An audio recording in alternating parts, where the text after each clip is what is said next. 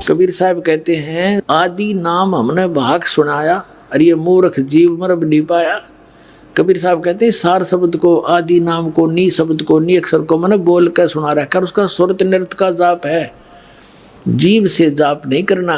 वो वाणी का विषय इसलिए नहीं है कि बोल कर जाप नहीं करना। इस मधु परमहंस की पुस्तक वही अमरलोक के पृष्ठ 42 पर और क्लियर कर रखा है, देखना। ये वो अमरलोक है, वही पुस्तक है इसकी।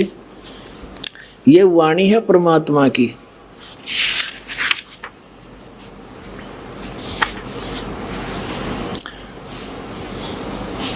यहां देखिएगा 41 पृष्ठ पे दिखाते हैं पहले आपको, लेकिन ये समझ नहीं सका परमात्मा को, कैसे समझाइए बता।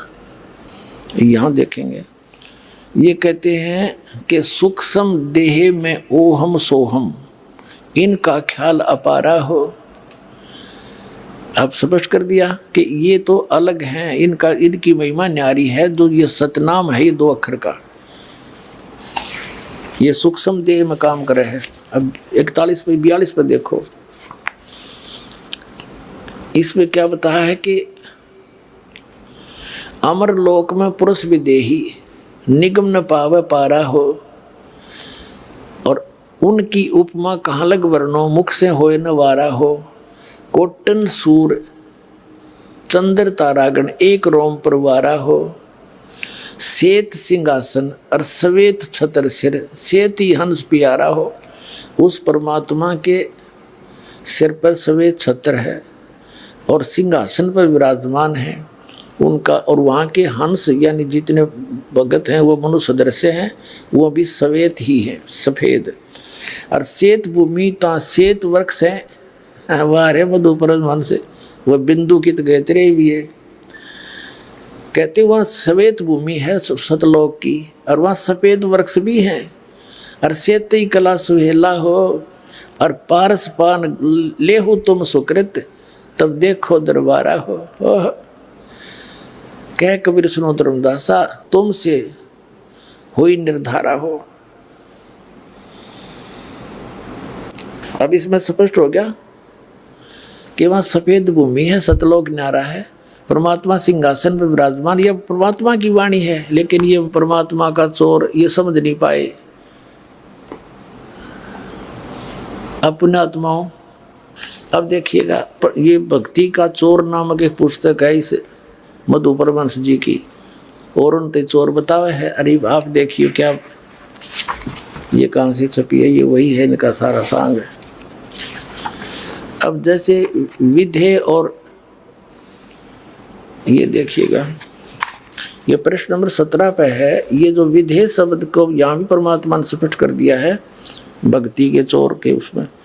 ये परमात्मा की वाणी है। धर्मनी मोहे न व्यापय माया कैन सुनन की है ये काया, ये शरीर है मेरा, और दे नहीं और दर्शय दे ही, रहो सदा जहाँ परस विदेही।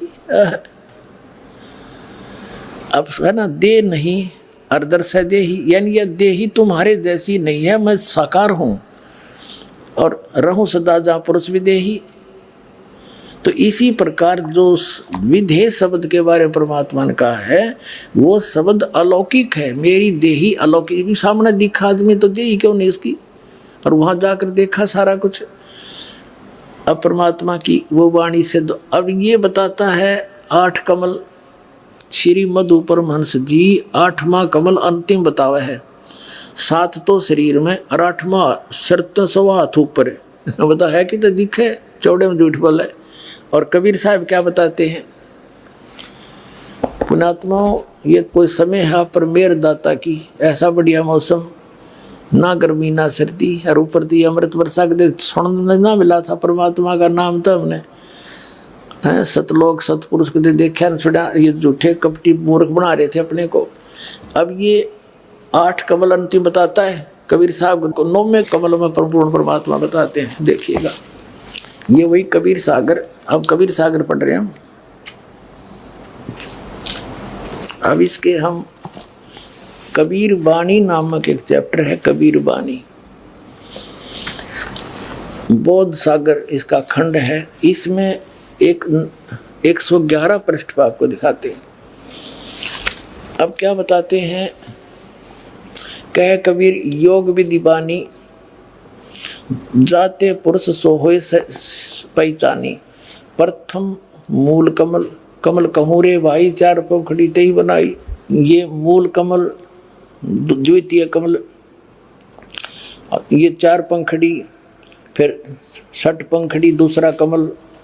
ये पहले कमल की चार पंखड़ी, दूसरा कमल ना भीतर हैं, और फिर तीसरे कमल की 8 पंखड़ी लक्ष्मी नारायण मूर्ति ताधर ही, और चौथा कमल ये 5 में सारा आकर के यहाँ आ गया। 8वां कमल 10 पंखड़ी कहिए, ये 8वां कमल यहाँ समाप्त हो गया। अब यहाँ करा है 9वें कमल की अवगत वाणी, अनंत पंखुड़ी ताकर प्राणी, तामय पूर्ण ब्रह्म अखंडा, निस्वासर धरणी नहीं चंदा, एक नाम सत्य है वाणी, ताही नाम सृष्टि उत्पानी।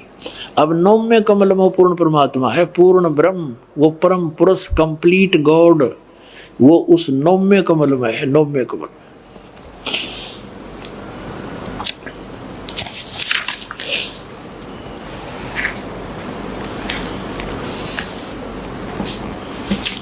उनकी छाया कहो रे भाई, तोन छाई घट सब समाई, 2 स्वरूप आदि सैदानी, 2 स्वरूप काया बंदानी, तीसरा रूप रहित है आप भेद लखो, ते गुरु प्रताप। ते प्रतिमा 2 है भाई, एक नारी एक पुरुष कहाई, जिसका भेद कहो समझाई, एक नाद एक बिंद कहाई। अब ये बहुत लंबी कहानी है, फिर बताएंगे। इसका अर्थ ये है कि वहाँ परमात्मा ने, वहाँ पर जो परमात्मा सतलोक के 3 डिवीजन हैं, बाहर के स्थान, बाहर बाह्य क्षेत्र में तो जैसे दिल्ली अपना एक भारत की राजधानी है, तो बाहरी क्षेत्र तो ग्रामीण क्षेत्र है, बाहरी दिल्ली कहलाते हैं। फिर वो बाजार बजूर आगे बीच में दूसरे नंबर, और तीसरे पर जहाँ अपना प्रधानमंत्री राष्ट्रपति भवन है, वो मेन दिल्ली है। ऐसे 3 स्थान हैं। तो वहाँ पर जो बाहरी क्षेत्र है उसमें तो पहाड़, हीरे पन्नाओं के पहाड़, वृक्ष, फलदार वृक्ष, बाग बगीचे, बहुत लंबे विस्तार है। उसके बाद फिर स्त्री पुरुष रूप में सभी हंस रहते हैं। नेक्स्ट पोर्शन में वो बिंद के हैं, बिंद से, और उससे नेक्स्ट जो स्थान है वो केवल नाद से यानी वचन से बनते हैं वहाँ उनकी उत्पत्ति, और वहाँ फिर सतपुरुष परमात्मा का स्थान है। इसका अर्थ ये है। अब फेल हो गया यूँ कि 8वां कमल 8वां कमल, अरे परमात्मा की वाणी में लिखा हो तो 9वें कमल में पूर्ण ब्रह्म भाई। तो परमात्मा क्या कहते हैं कबीर साहब, जग सारा रोग यारे, जिन सतगुरु वेद न जाण्या, जग सारा रोग यारे। भाई सच्चा सतगुरु कोई है न पूजे, इन झूठों जगपतियासी। इन झूठा पर सब आश्रित होए बैठे हैं।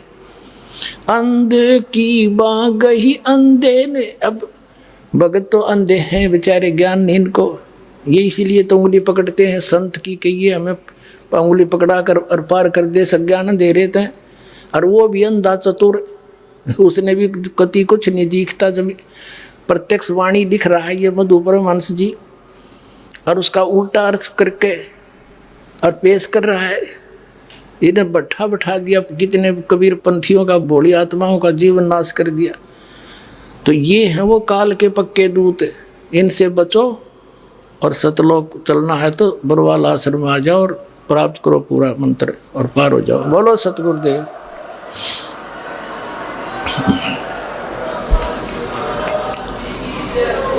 परम पिता परमात्मा पूर्ण ब्रह्म सर्व सृष्टि रचनहार कबीर परमेश्वर जी,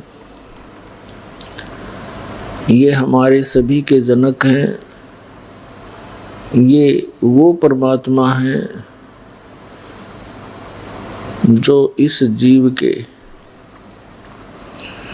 तुमेव माता च पिता तुमेव बंधु च सखा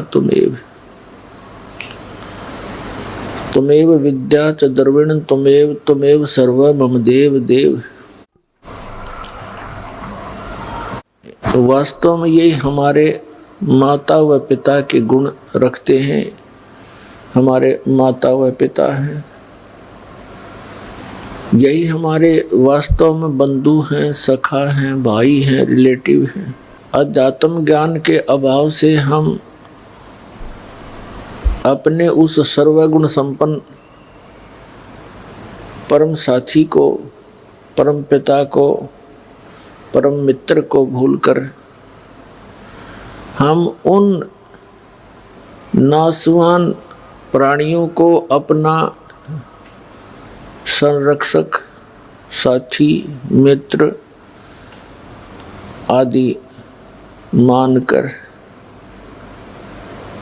उन्हीं के इर्द गिर्द हम घूमते रहते हैं, जिस कारण से हम परमात्मा से मिलने वाले सुख को, परमात्मा से मिलने वाले सहयोग को नहीं प्राप्त कर सकते, नहीं प्राप्त कर पाते। सत्संग के माध्यम से ये ज्ञान दिया जाता है। समर्थ का शरणागहो रंग होरी हो, कबू न हो एकाज राम रंग होरी हो। समर्थ का शरणागहो, उस समर्थ की शरण प्राप्त करो, उसका आश्रय लो, जिस कारण से आपका कभी भी कोई बुरा नहीं होगा। वो समर्थ कौन है, उसकी शरण कैसे प्राप्त होती है, ये जानकारी सत्संग से हमें मिलती है। इस संसार में यदि कोई दुर्लभ वस्तु है तो सत्संग है। विष्णु पुराण के अंदर लिखा है, देवी पुराण के अंदर भी प्रमाण है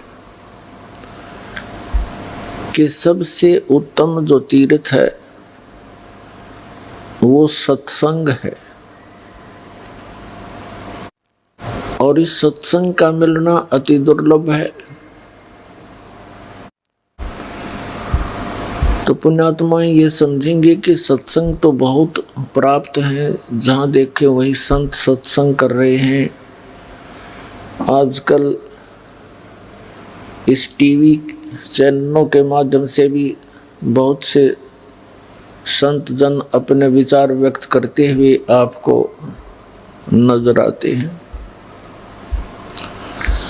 परंतु वे सत्संग नहीं कर रहे,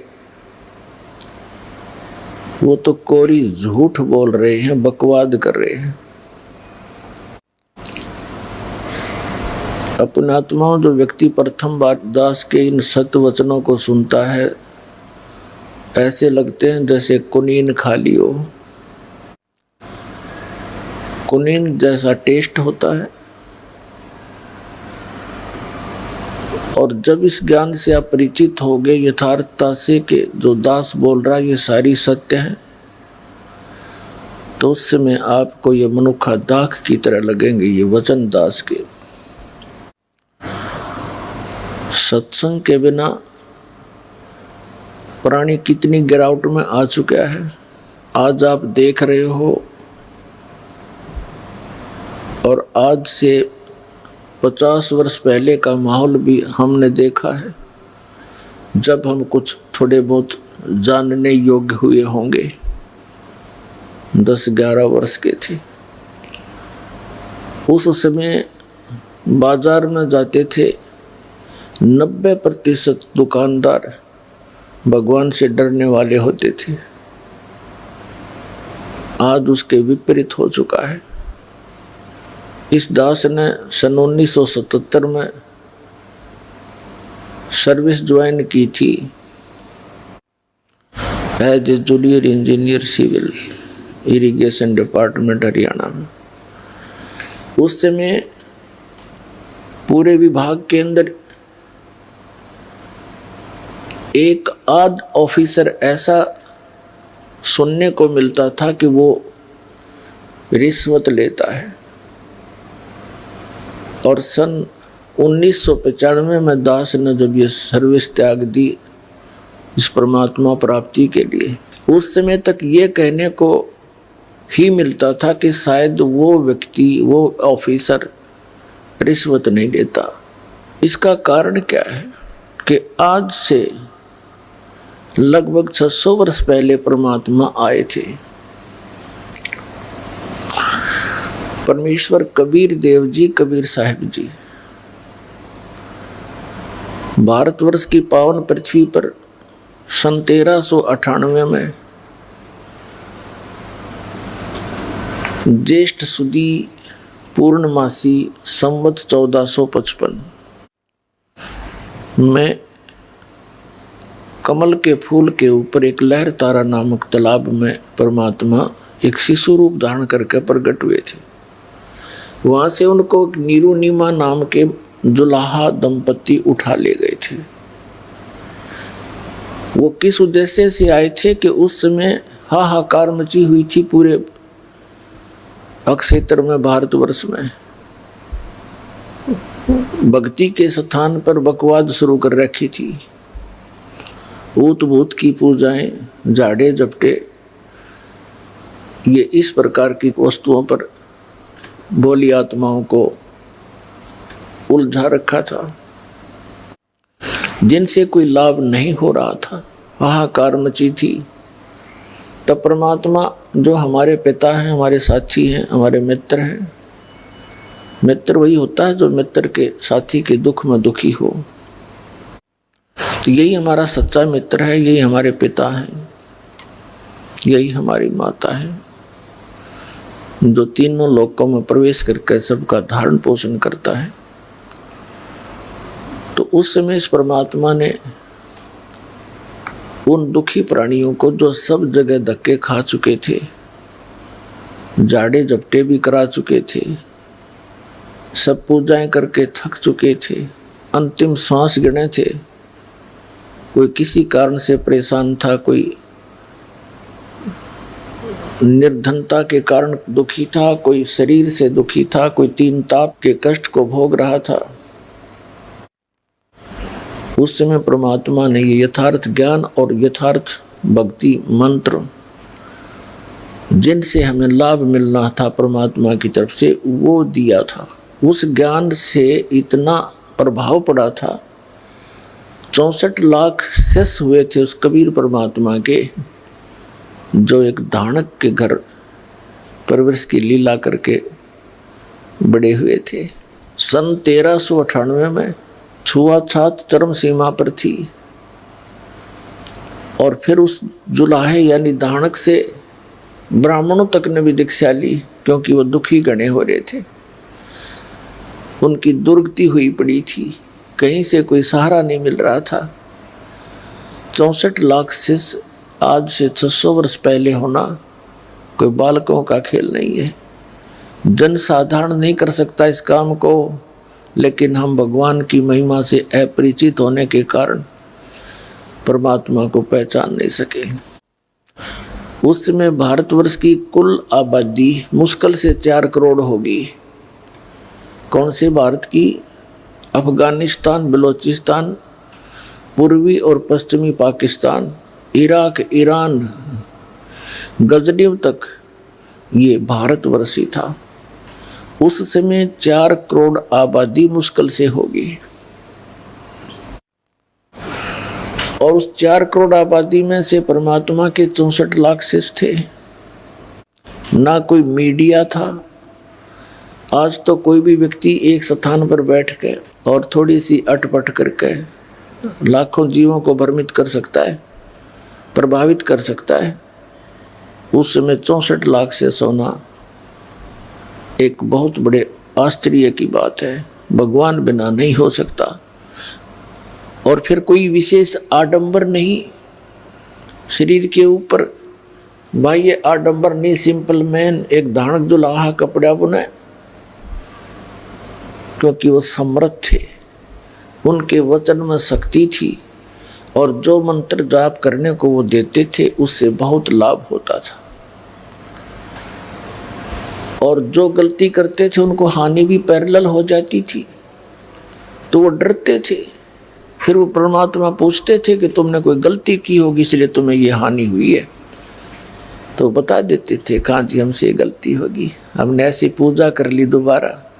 कबीर साहब ने बताया है कि 100 वर्ष तो सतगुर पूजा, एक दिन आन उपासी, वो अपराधी आत्मा भाई पड़े काल की फांसी। 100 वर्ष तक गुरुदेव के द्वारा बताए गए सत्य साधना कर रहे हो और एक दिन भी आन उपासना कर ली, अन्य पूजाएं जो तुम पहले डले डोया करते, कहते हैं वो अपराधी आत्मा फिर पड़े काल की फांसी। तो पुण्यात्मा, इस परमात्मा के घर में, इस परमात्मा की शब्द कोश में असंभव शब्द नहीं है। ये वो कबीर भगवान है, वो पूर्ण ब्रह्म है, परम अक्षर ब्रह्म है, सर्वशक्तिमान है। इसकी डिक्शनरी में इम्पॉसिबल वर्ड नहीं है, लेकिन हम इससे लाभ नहीं उठा पा रहे हैं। इसका मुख्य कारण ये है कि हम इस पर विश्वास नहीं कर पा रहे, और फिर विश्वास ना होने से हम मर्यादा ठीक नहीं रखते। यहाँ से दीक्षा दी जाती है, जब सैकड़ों बार समझाया जाता है, पुस्तक भी पहले बना कर दे रखी है कि नियमों को पालन करो तो दीक्षा ले लेना, अन्यथा हमने यहाँ कोई भीड़ इकट्ठी करने का शौक नहीं है। लेकिन सभी मर्यादाओं का पालन करते हुए इस मंत्र का जाप करो, चाहे विश्व आ जाओ पूरा, कोई दिक्कत नहीं। तो जब तक हम मर्यादा नहीं निभाएंगे तो परमात्मा साथ नहीं देगा आपकी। 100 वर्ष सतगुरु की पूजा, सतगुरु पूजा यानी सतगुरु के अनुसार बताएगी भक्ति मार्ग को करते रहो, और एक दिन आन उपासी, एक दिन भी आन उपासना कर ली, वो अपराधी आत्मा फिर पड़े काल की फांसी। कुछ एक ऐसे उदाहरण, वैसे तो बहुत सारे उदाहरण हैं, लेकिन एक आधा उदाहरण हमें याद है, बाकी तो लाखों की संख्या में ऐसे प्रमाण हैं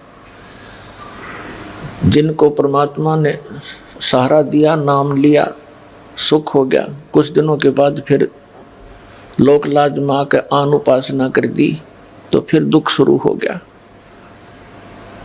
उसका समाधान क्या है कि पुनरुपदेश ले, अपना नाम सुचारू करावे। कनेक्शन कटने के बाद पावर काम नहीं करती तो परमात्मा का नाम खंडित हो जाता है, आपका कनेक्शन कट जाता है किसी गलती से, नाम खंडित हो जाता है आपका। नाम खंडित होने के बाद फिर वो परमात्मा की पावर तो आप में रही नहीं, वो काम करेगी नहीं, तो आपका जो पावर से होने वाला, शक्ति से होने वाला कार्य नहीं हो पाएगा।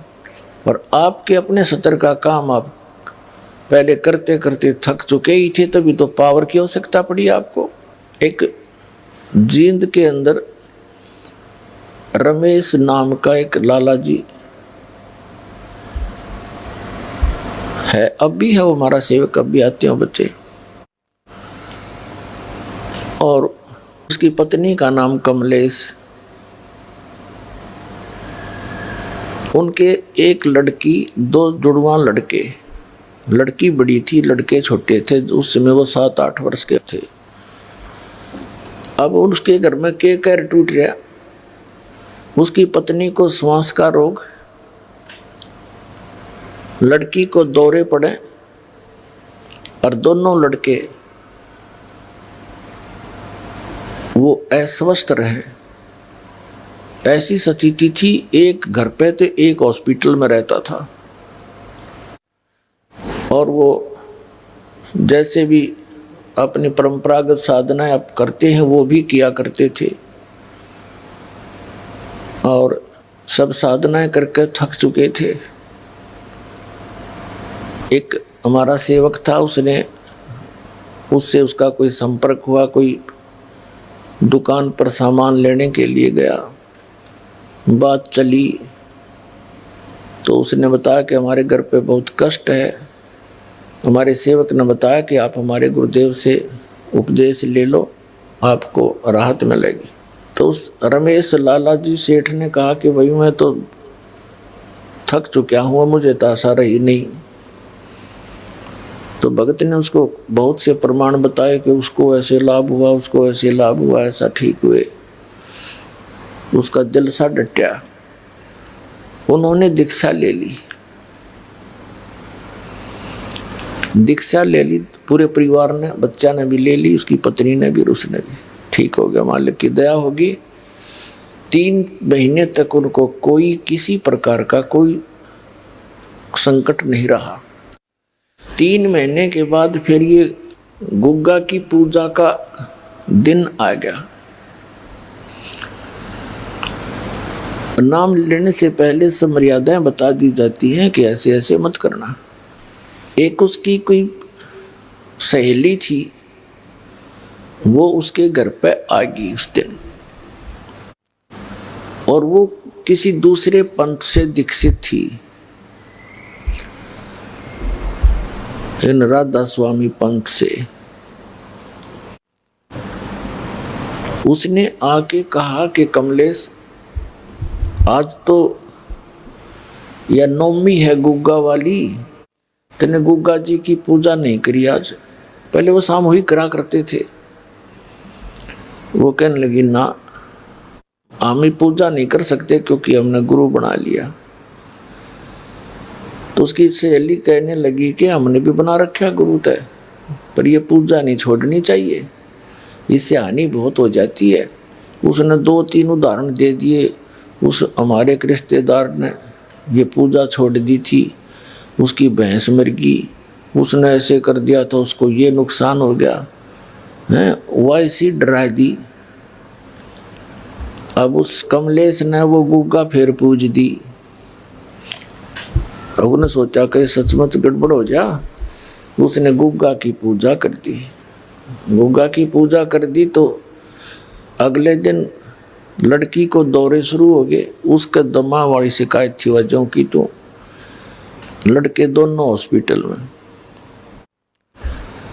अब वो लाला जी को पता चला, वो समस्या फिर ज्यों की तो हुई। तो उसने जिसने नाम दिलवाया था उससे कहा कि भी ऐसे ऐसे हमारे तो फिर वही बात होगी। उस भक्त ने फिर हमसे संपर्क किया इस दास से। मैंने कहा भाई उन्हें कोई नाम खंड किया होगा। उस भक्त ने उस लाला जी से कहा, दुकान पर संपर्क किया कि भाई तुमने कोई नियम खंड किया है। वो कहने लगा, ना ऐसा हमने तो कुछ कराया नहीं, ना हम कोई पूजा करते ना कुछ और करते, सब त्यागते। अब उसको पता नहीं बेचारे को। वो भक्त कहने लगा, नहीं जो गुरुजी ने कहा वो सच्ची पाओगी। वैसे हो ही नहीं सकती ऐसी। पहले 3 महीने पहले भी तब भगवान वो ही था, तब कहाँ गई थी सारी बीमारी तुम्हारी ठीक हो गई थी। वो दोनों जने घर पर आ गए दिन में। अगले ही दिन, पहले दिन गुग्गा पूज रखी थी। उसने उनसे पूछा, बहन कमलेश था कि सच्ची बता तूने कोई गलती तो नहीं कर दी, कोई ऐसी पूजा पाठ तो नहीं कर दिया, या कोई और नियम भंग कराया हो जो बता रखा था। मैं बोली, ना भाई मैंने कुछ ना कराया। ना न्यू क्यों कर करा थे, हम सारे नियम जान रहे हैं, हमारा तो बहुत सुख हो गया था। वो बोला, ना मेरा तो ना जो चाहिए बात। वो कह रहा था, मैं घूमता घूमता उनके पिछली साइड में चला गया। उन्हीं के आंगन में पीछे एक बरंडा था, आगे भी बरंडा था।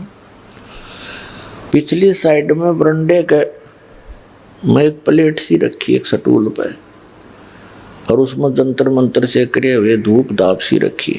तो मैंने उससे पूछा कि ये क्या कर रखा है तुमने। वो कह रहा था कि मैंने उनसे पूछा ये क्या कर रखा है। वह बोली, भैया तो उसने कहा तने ये गुग्गा पूजी होगी, कल तो थी वह 8 में।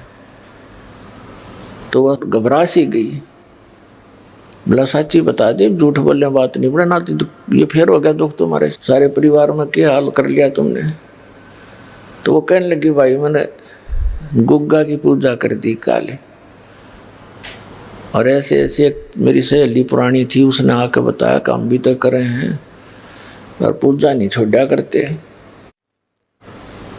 तो भगत कहने लगा, ये मुश्किल ते गुग्गा काटी थी गुरुजी ने, यहाँ तने गुग्गा फिर बुला ली, अब पूज ले इस गुग्गा ने, तुम मरे बाढ़ में जा। फिर रमेश भगत कहने लगा, अब क्या होगा।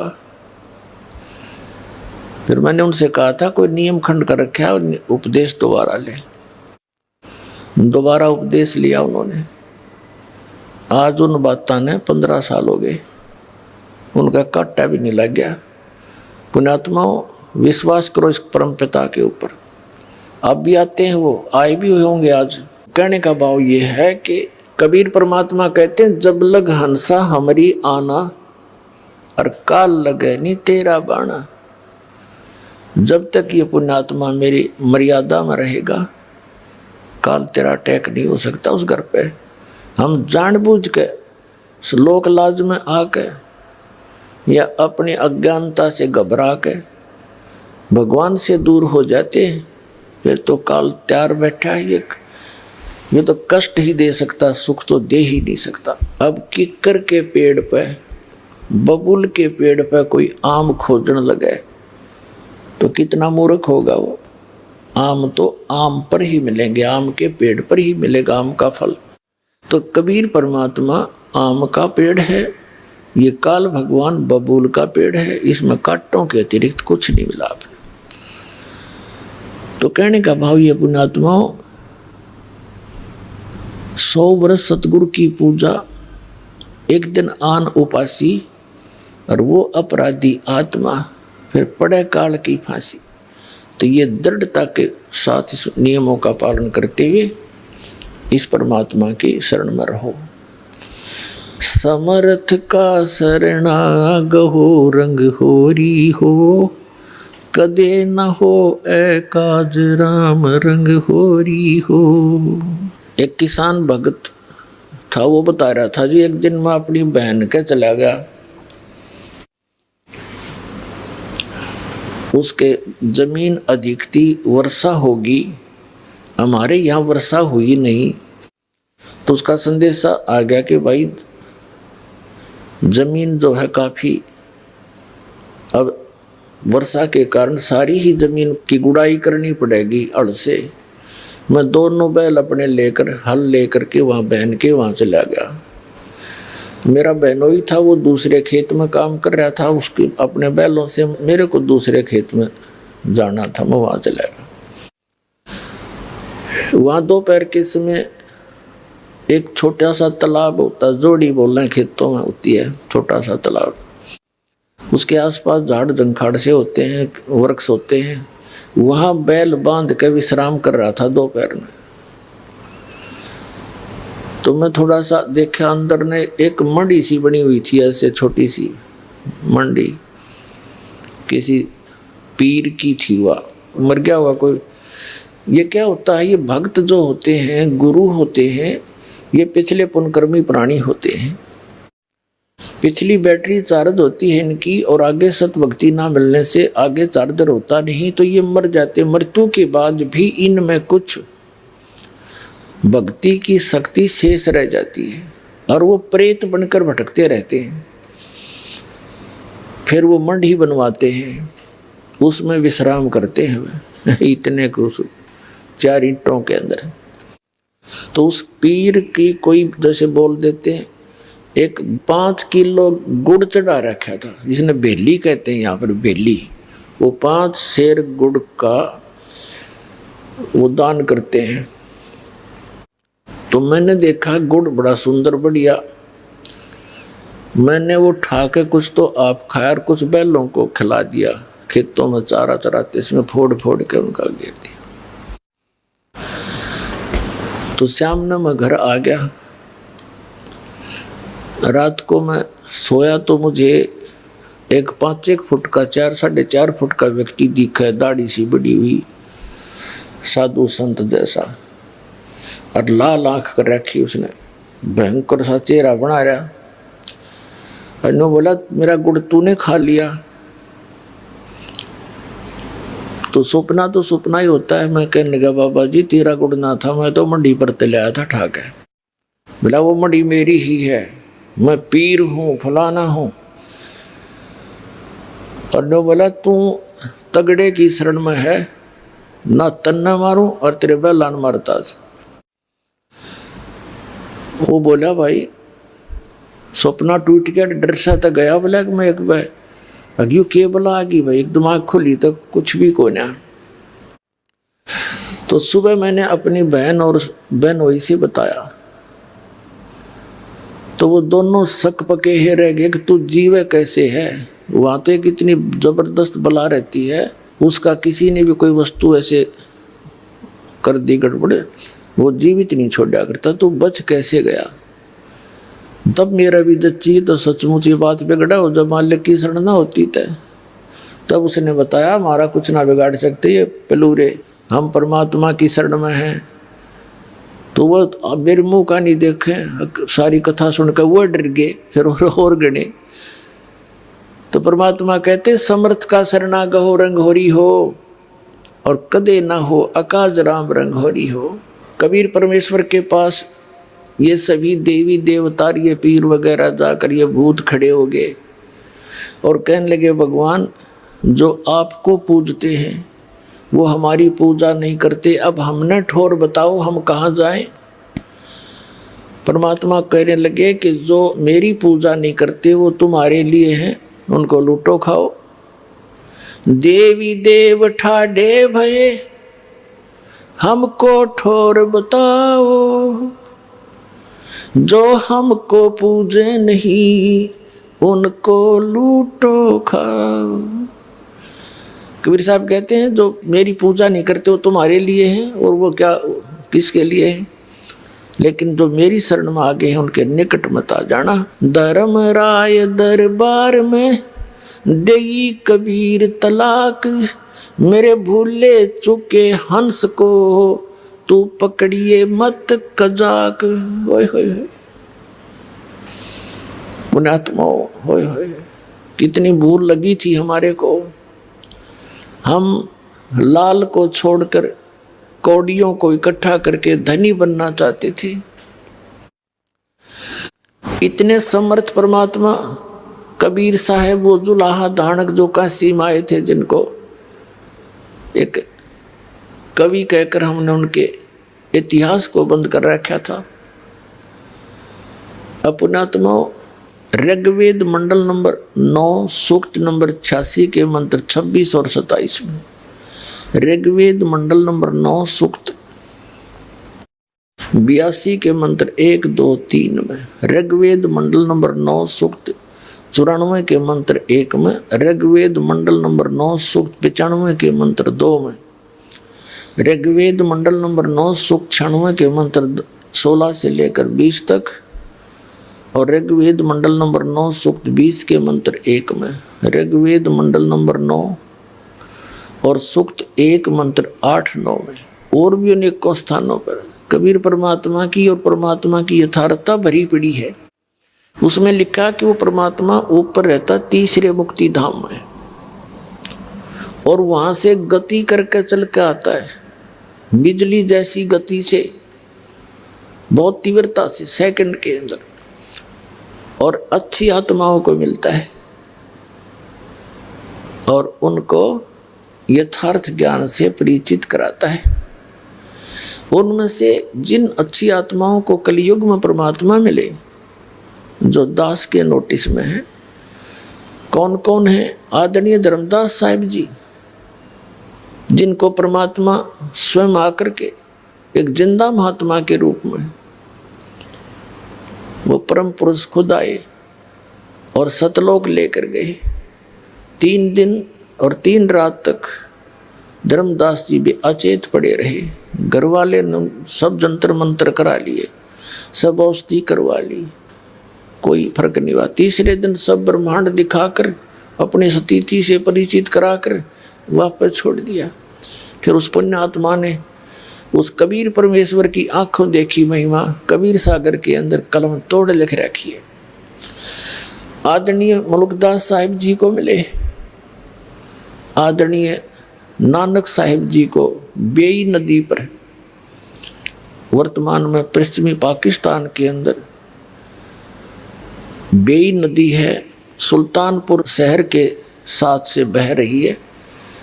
सुल्तानपुर शहर में नानक साहिब जी सुल्तानपुर के नवाब के यहाँ मोदी खाने में नौकरी किया करते थे। प्रतिदिन उस बेई नदी पर स्नान करने जाते थे। वहाँ परमात्मा 2 बार मिले उनको। दूसरी बार उनको जो मिले तो नदी में डुबकी लगवाई, उनको अंतर ध्यान करवाया, सचखंड लेकर गए। वहाँ के व्यक्तियों ने नानक जी को दरिया में डूबा जान लिया। वहाँ खोज शुरू होगी डाउन स्ट्रीम में।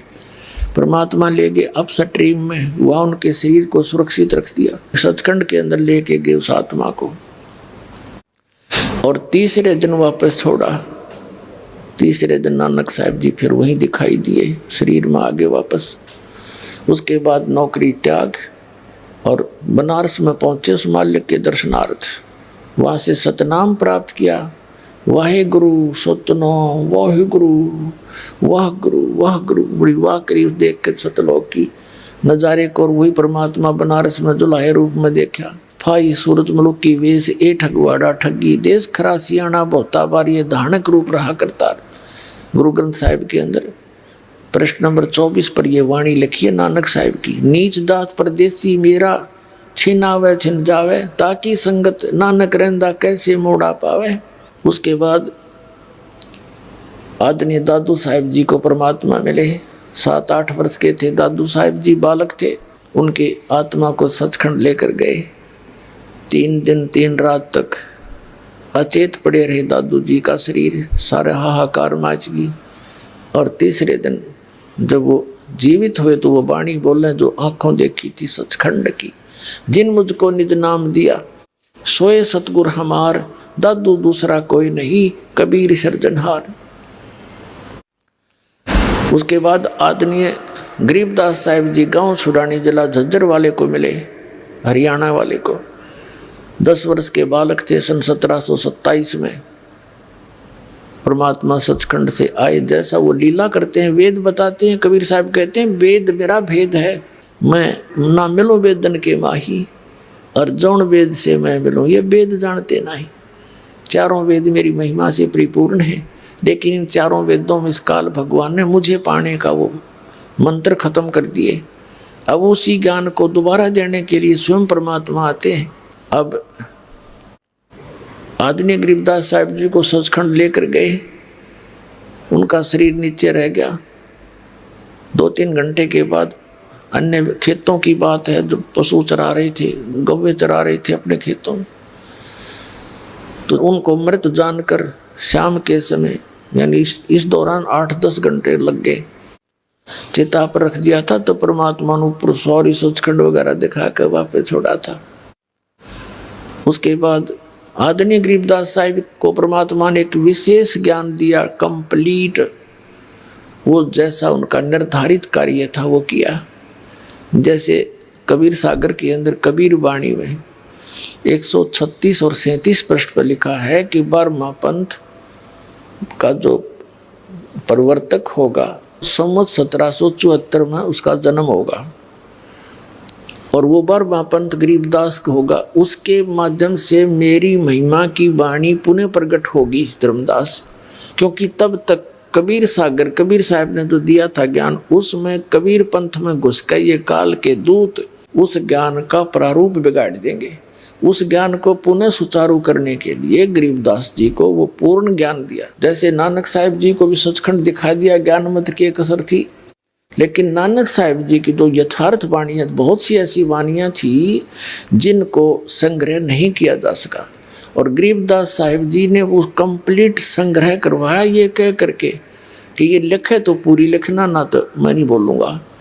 तो दादू पंथी गोपाल दास नाम के संत ने वो कंप्लीट बैठकर लिखवाई गई थी। तो वो अभी तक लेटेस्ट थी, 200-250 वर्ष की बात है। सन 1730 में लिखी गई थी ये, 3 वर्ष बाद, और आज 2012 है, तो 250 वर्ष हुए, 300 वर्ष हो गए होंगे, 250। और इस वाणी का ऐसा कहीं प्रचार नहीं था, इसलिए ये ग्रंथ सुरक्षित रह गया। और इसमें एक विशेषता थी, क्योंकि गरीबदास पंथ से दास का निकास है, उसमें ये कहा करते थे कि इस वाणी को यदि कोई फेरबदल कर देगा उसकी दुर्गति हो जाएगी। एक संत ने कोशिश की थी, कुछ ऐसी वाणी है इसके अंदर, वैसे है तो वो सही, लेकिन जनसाधारण उसको विपरीत अर्थ ले लेता है। तो उस संत ने कोशिश करी कि इससे ये निकाल दूं, तो उसको अधरंग मार गया, और उसने अपनी अक्षमा याचना की, वो वाणी दोबारा लिखी एज इट इज।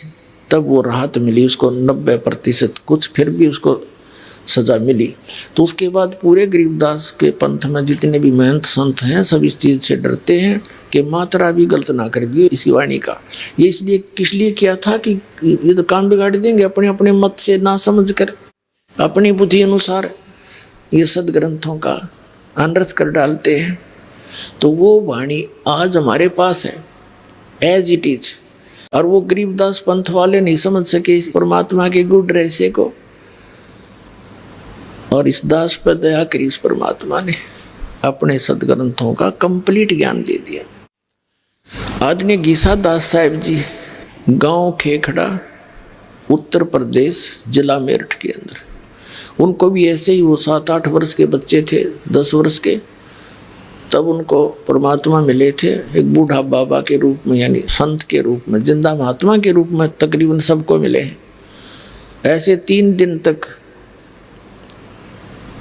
वो गीसा दास जी भी अचेत रहे। तीसरे दिन उनकी वापस आए, तब उन्होंने भी परमात्मा की बहुत सी वाणी लिखी, लेकिन उनकी कंप्लीट वाणी भी लिखने में नहीं आई, बहुत कम वाणी लिखी गई है, वो नोट हुई उनके ग्रंथ में लिखी। अपने आत्मा जो प्रसंग चला था, आदरणीय गरीबदास साहिब जी ने आंखों देखा उस परमात्मा की महिमा का क्या वर्णन किया है। अजब नगर में ले गए हमको सतगुरु आने, जल के बिंब अगाध गति सूते चादर ताने। अजब नगर में एक निराले देश में ले गए सतगुरु आने माने आकर, और उसको देखकर हम अपने यथार्थ मंत्र को प्राप्त करके भगवान की शरण ग्रहण करके हम सूते चादर ताने। हम तो चादर तान के सोना, मतलब निश्चिंत हो गए कि हमारा तो मोक्ष निश्चित है, भगवान मिले, पूरा ज्ञान मिला, आंखों देखा उस मालिक की समर्थता को, और इसी मंत्र से मोक्ष होगा। तो कहते हैं हम तो सूते चादर तान, जैसे कहावत है अपनी देसी हमारे यहाँ हरियाणा में कि भाई तू आज क्यों कैसे चादर तान के सो गया, कोई काम को अंत नहीं, चिंता नहीं तुझे काम की, चादर तान कर सोना यानी निश्चिंत हो जाना। तो गरीबदास जी कहते हैं अजब नगर में ले गए हमको सतगुरु आने, और जल के बिंब अगाध गति, वहाँ देखी परमात्मा की रोशनी झलमलाहट, हम सूते चादर ताने। हम सुल्तानी नानक तारे दादू को उपदेश दिया, जात जुलाहा भेद न पाया वो काशी माहे कबीर हुआ। अब क्या बताते हैं गरीबदास जी, कहते हैं सतगुरु शरणा आके और धर्मराज डर कैसा। कबीर परमात्मा की शरण में पूरे संत के माध्यम से, नकलियां के नहीं। फिर कहते हैं धर्मराज का भी डर कैसा। अब कहते हैं धर्मराज दरबार में इस काल के एक ब्रह्मांड के अंदर एक चीफ जस्टिस है जिसको धर्मराज बोलते हैं, धर्मराय कहते हैं, और वो सबका अकाउंट रखता है। जैसा जिसका कर्म है वो एज इट इज वहाँ उसके ऑफिस में अपने आप कंप्यूटर में यहाँ से फैक्स हो जाता सबके डेली की जो रिपोर्ट है पूरे दिन रात की, और फिर वो सबका अकाउंट रखता है, उसके अनुसार उसको ऑटोमेटिक सिस्टम है उनके पास, और जो जैसा कर्म है उसको उसी अनुसार आगे उसके संस्कार में अपने आप चला जाता है। अब हमारे अंतःकरण में एक चित्र गुप्त है, गुप्त यानी हम नहीं देख सकते, एक ऐसा कैमरा लगा रखा है भगवान ने जो हमारी सब क्रियाएं जो हम सोचते हैं करते हैं उन सब कर्मों को एक तो यहाँ रिकॉर्ड होता है अंदर, और एक कॉपी धर्मराज के दरबार में डेली फैक्स हो जाती है, इंटरनेट पे समझ लो ऐसे डल जाती है अपने आप। अब परमात्मा के विधान को समझने के लिए साइंस ने बहुत आसान कर दिया हमारा काम, ना तो कति ना दच्चो या बात, अब सारी समझ में आवे है, बुद्धिमान व्यक्ति हो गए। तो कहते हैं कबीर परमात्मा जब मुझे लेकर गए, आदरणीय गरीबदास साहिब जी कहते हैं कि परमेश्वर परम अक्षर ब्रह्म कबीर जी मुझे साथ लेकर जब गए तो यहाँ के उस चीफ जस्टिस के सामने, पहले तो ब्रह्मा विष्णु महेश के लोक में गए, तो जहाँ भी परमात्मा जाते थे तो सभी खड़े होकर के उनका सत्कार करते थे। हम बैरागी ब्रह्म पद सन्यासी महादेव, सो हम मंत्र दिया शिव जी को, वो करे हमारी सेव। कबीर परमात्मा कहते हैं कि विष्णु जी को हमने पहला मंत्र दिया था, उनको केवल एक मंत्र, इन 500 में से एक मंत्र दिया था, हरियम नाम दिया था, वो शिष्य बने थे। क्योंकि सभी आत्मा उस परमात्मा की है। सबसे पहले कबीर परमात्मा ब्रह्मा जी को मिले थे। अग्नि ऋषि नाम अपना रखा था, दाता ने बताया था कि मैं अग्नि ऋषि हूँ। ब्रह्मा जी को सारा ज्ञान समझाया, सृष्टि रचना सुनाई, प्रभावित हुआ। क्योंकि ये भी आत्मा भगवान के लिए तड़प रही हैं। हजार हजार वर्षों तक तप करते रहे, डरे डुबा दिए, काल ने उल्टी साधना करवा के इनको एटम बम बना लिया, सिद्धियाँ युक्त कर दिया। ये हठ योग करने से कोई लाभ नहीं होता। काल की प्रेरणा, काल का ही मटेरियल इसके अंदर संग्रह होता है, वो नहीं करना हमने। तो ब्रह्मा जी को परमात्मा मिले, सारी कथा सुनाई, बड़ा प्रभावित हुआ और बताया कि बच्चा, गुरु के बिना मोक्ष नहीं होगा। ब्रह्मा जी ने उपदेश लिया, परमात्मा ने उनको ओम मंत्र दिया, क्योंकि वो वेद पढ़ा करता, ओम से प्रभावित था। तो परमात्मा चाहते थे एक बार स्टार्ट हो जाए किसी तरह, फिर मैं इसको सही मंत्र दे दूंगा, इसका पीछा छूट जाएगा और ब्रह्मा फिर सबको बता देगा, क्योंकि ज्ञान प्रचार यही कर रहा है, मेरा काम हल्का हो जाएगा। उसके बाद विष्णु जी के पास गए। विष्णु जी ने खूब ध्यान से सुना और उन्होंने भी परमात्मा से दीक्षा ली, उनको हरियम नाम दे दिया।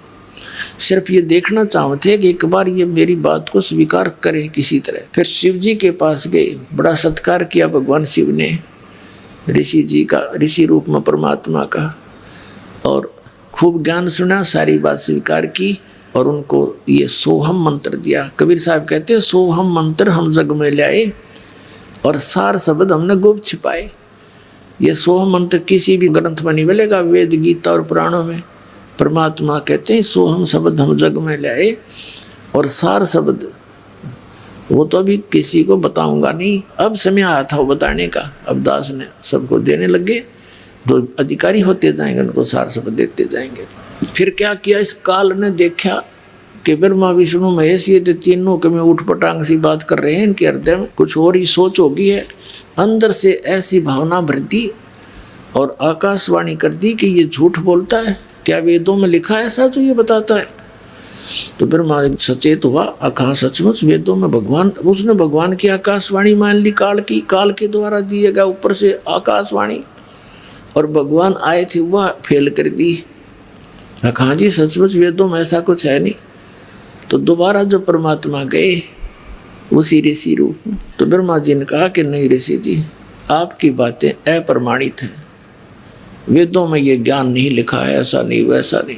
तो परमात्मा बोले इसे इतने वेद पढ़े जब तूने का ये नहीं लिखा, तुमने पता लग गया काल प्रेरणा होगी इनके अंदर, ये सुनेंगे नहीं, लेकिन फिर भी ये नेक आत्मा है, साधु संतों का आदर करते हैं और इनको ये भी पता है कि ऋषि का अनादर करने से ये विषैले सर्प भी हैं, श्राप भी देते हैं, इसलिए इनसे वैसे भी आदर करते हैं ऋषि रूप में विराजमान किसी व्यक्ति का। जैसे भगवान विष्णु जी को नारद जी ने श्राप दे दिया, उस श्राप के कारण और श्री राम रूप में जन्म होया, सारा जीवन बिरान माटी हुई, पत्नी कहीं, आप कहीं, बच्चे कहीं, उसके श्राप से ही वो कष्ट उठाया। तो इससे डरकर भी वो आदर सत्कार तो करते हैं ऋषि का, लेकिन करते हैं वही जो उनकी अपनी साधना है।